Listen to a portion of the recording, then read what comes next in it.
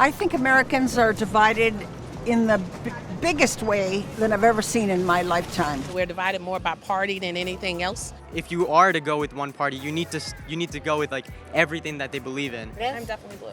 You're definitely liberal. Okay. I'm definitely very conservative. Which side of the aisle that you happen to align yourself with can be just a ridiculously sensitive topic. Hey y'all, I'm Deke Copenhaver. I'm Karith Foster. Hey everybody, my name is Manu Meel. If we can all commit to treating each other with curiosity, compassion, and the courage to have the difficult conversations, we can address polarization and overcome it. We're gonna figure out what is it that's wrong with our country and how can we fix it. Importantly, most of us agree much more than we disagree. So let's see what kind of thought-provoking answers we get.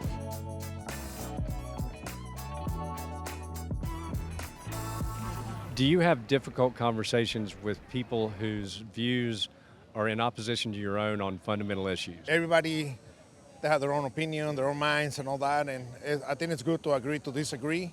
It's hard to find middle ground in where people live in seemingly disparate realities entirely. I absolutely have discussions with people that disagree with me on the regular. Growing up religious, being able to have an intelligent discussion with people who disagree was an important skill in building relationships. Without that ability to cross that divide, knowing that we're starting on opposite sides of that bridge to find space in the middle, and doing it on purpose, that was very important.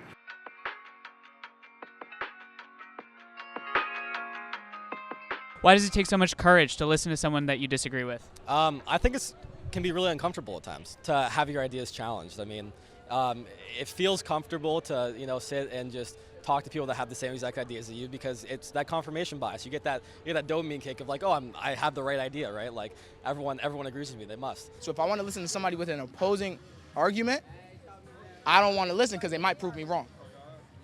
That's why I think it takes so much courage, because you're afraid of being wrong. Courage has everything to do with fear and attacking it at the source. How do we show up with compassion? Like, how do we have compassion for folks that are so different than us, whether they're liberals or conservatives? I think we should show compassion by not really insulting them. I think it's just about giving some emotional investment into people and actually caring about people as individuals.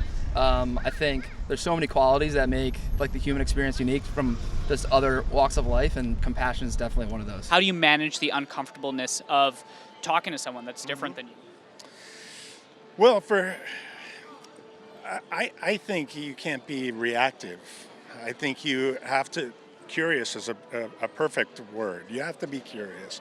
You need to be open to looking at all sides and not be threatened really by people with different opinions. I think we should be open-minded and actually not be stuck in our own political views. I have family members that are very Republican, very diametrically opposed to government spend.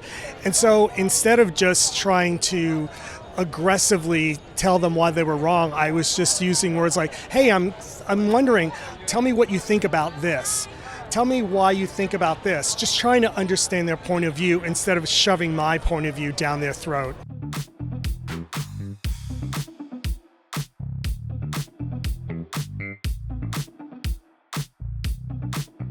Tell me about a polarizing topic that you've approached with curiosity.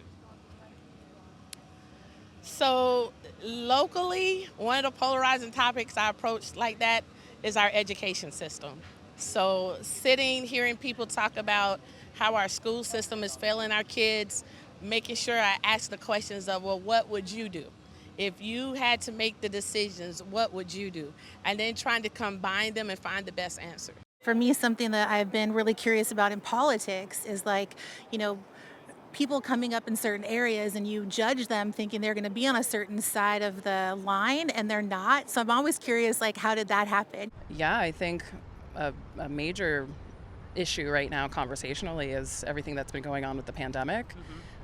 People's beliefs that have been intertwined with that.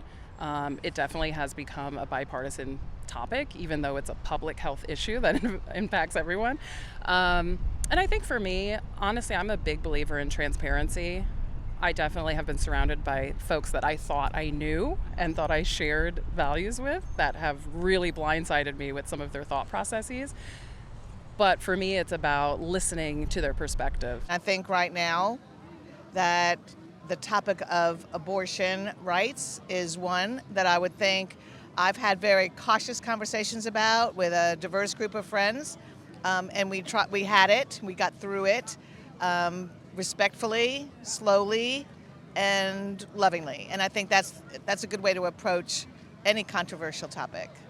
What's something you really respect about liberals? I believe they're seeking problems at the micro level because they care so much and they're so driven by that personal story and those personal feelings. And without that empathy, the world wouldn't work properly. I love that they would go to bat, for the things that they really wholeheartedly believe in. And I feel like they have a lot of power in that generation to sway things one way or another just based on the passion that they have. So I really admire that. I love that.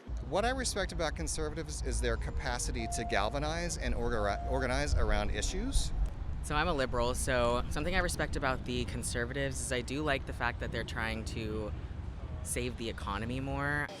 I'm a conservative by nature, but I do see us living in a very cosmopolitan society, and we need to learn to live with diversity. I think the Blues and the family do a pretty good job of that. We have to remember that we have certain values as Americans first, and those we have to honor and respect in one another. It's not something that we can just dismiss and pretend like that's not there. My thing is everybody's entitled to their own opinions.